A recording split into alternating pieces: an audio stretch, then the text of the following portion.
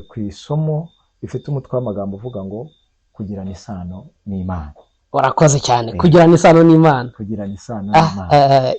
Mpise mfashwa ntararyumva. Ese isano ni iki? Isano ni ihuriro ry'ubuzima.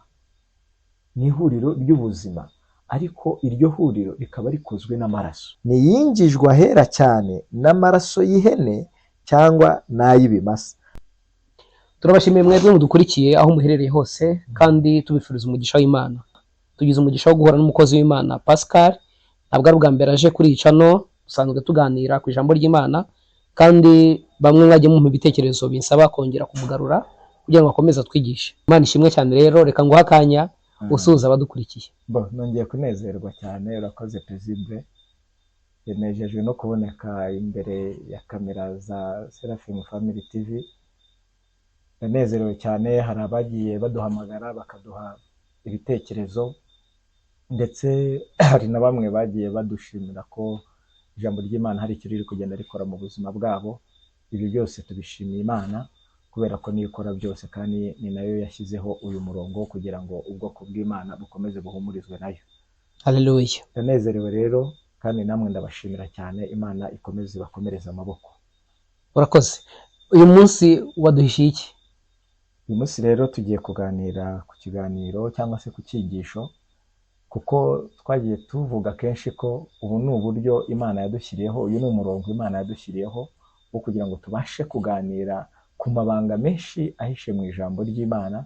Ubwo abantu mu minsi y'imperuka batagikunze ijambo ry'Imana, Imana ishimwe ko yabahaye ihishurirwa ryo kugira ngo hajyeho yicano, kugira ngo tujye tubasha guhishura iby'aya mabanga. Nk'uko wahoze ubivuga rero, tugiye kuganira ku isomo rifite umutwe w'amagambo uvuga ngo kugirana isano n'Imana. Urakoze cyane. Kugirana isano n'Imana. Kugirana isano n'Imana. Mpise mfashwa ntararyumva. Hanyuma rero, kubera ko harimo abantu badukurikiye bwa mbere, uratwibwira nurangiza udusengere mbere yuko twinjira mu ijambo ry'Imana. Ahasiga ukomeze, ntabwo nongera kuvuga, ahubwo ngiye gukurikira kugira ngo nanjye nkomeze mfashwe. Imana iguhe umugisha. Nkuko bisanzwe rero, amazina ni yayandi, ariko harimo yenda bakurikiranye bwa mbere. Amazina ni Nambajimana Pascal. Nakijijwe ndi umwana w'Imana. Ni ukuri ibindi byose Yesu yangiriye ubuntu. Amen. Rero mbere yuko twinjira muri iki cyigisho, reka tubanze twiragize Imana nk'uko bisanzwe, kuko ariyo igena byose. Imana Data wa twese, se w'Umwami wacu Yesu Kristo, turagushimye, izina ryawe rihabwe icyubahiro. Tugushimiye ko twongeye kuboneka imbere y'izi kamera, kugira ngo Data icyo wabitse muri twe cyongere kigaragarire isi yose. Ubutumwa bwiza bw'amahoro bwongere bwumvikane mu matwi y'ababwumva, kuko washimye ko ni ukuri muri ubwo butumwa bwiza wavuze ko ari imbaraga ihesha uwizera wese gukizwa. Ngaho rero ubyumvise wese urakurikirana iki kiganiro, akumva icyigisho cy'uyu munsi kigeraho kimukura naho kimushyira, kugira ngo Data mu gihe gikwiriye ni ukuri tuzabashe kuzamurana amashimwe, kandi tugutegereze tudafite ubwoba, tudafite ikizinga, kubera ko uri Imana ishobora byose. Uduhire rero muri byose, byose ni mu izina ryawe Yesu. Amen. Ndanezerewe cyane. Twari turimo tuvuga ngo tugiye kuganira ku mutwe w'amagambo uvuga ngo kugirana isano n'Imana. Haleluya. Amen. Iyo urebye abantu benshi bajya bagira amatsiko, cyangwa se bakumva ari ibintu bidashoboka, kuko ijambo ry'Imana rigaragaza ko dufitanye isano n'Imana. Ariko uburyo bwo kugira ngo abantu bagirane isano n'Imana ni uburyo bwagiye bwihisha abantu cyane. Abandi ntibabyiyumvisha, ese ni gute umuntu upfa yagirana isano n'Imana idapfa? Haleluya. Amen. Ni ukuvuga ngo rero, reka tubanze turebe mu buryo busanzwe, ese isano ni iki? Isano ni ihuriro ry'ubuzima. Ni ihuriro ry'ubuzima, ariko iryo huriro rikaba rikozwe n'amaraso. Niho hantu umuntu ashobora kuvuga ko afitanye isano n'undi, nuko baba bahuje amaraso. Haleluya. Rero ahangaha tugiye kureba twinjiye cyane twihuse, kuko ari ukwiga ijambo ry'Imana. Tugiye kureba Bibiliya ibivugaho iki. Iyo dusomye mu gitabo cy'Abaheburayo ibice 9, umurongo wa 20, umurongo wa 11 turageza ku murongo wa 14. Abaheburayo ibice 9 umutwe w'amagambo uravuga ngo ibitambo byo mu isezerano rya mbere ntibyari bihagije. Ibitambo byo mu isezerano rya mbere ntabwo byari bihagije.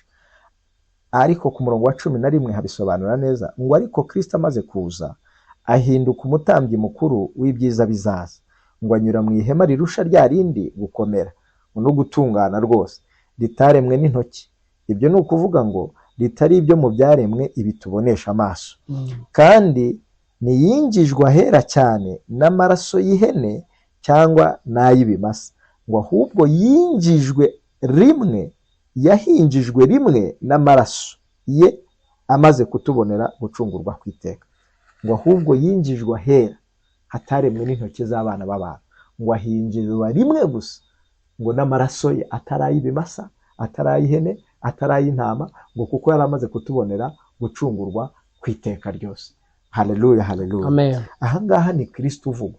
Umutwe w'amagambo wavugaga ngo ibitambo bya kera ntabwo byari bihagije, kuko kera Imana yari yarahaye Mose ko bazajya batamba amaraso y'inyamaswa, ari izo hene, intama. Hari ibitambo byari byaratoranijwe mu byo yari yarabemereye kurya, ariko ngo ibyo ntabwo byari bigize gute, ntabwo byari bihagije. Ngo nicyo gituma ngo Imana ibyo yari yarabitoranije mu gihe cya kera mu itorero rya mbere, ariko byashushanyaga igitambo kizima cyemewe imbere y'Imana, igitambo kitagira inenge, ari we Yesu Kristo. Ngo amaze kuza, ngo kuko ari we mutambyi mukuru akaba n'igitambo kizima, ngo amaze kuza ngo we yinjiye ahera cyane ho mu ihema ryo mu ijuru, ngo yinjirana y'amaraso ye, ngo atari amaraso y'ihene yari afite ubushobozi bw'umwaka umwe, atari amaraso y'intama ngo ayo yari afite ubushobozi bw'umwaka umwe, ngo atari amaraso y'intungura ayo yari afite ubushobozi bw'umwaka umwe, ngo ahubwo yinjijwe ahera ho mu ijuru ngo n'amaraso ye bwite, ngo amaze kutubonera gucungurwa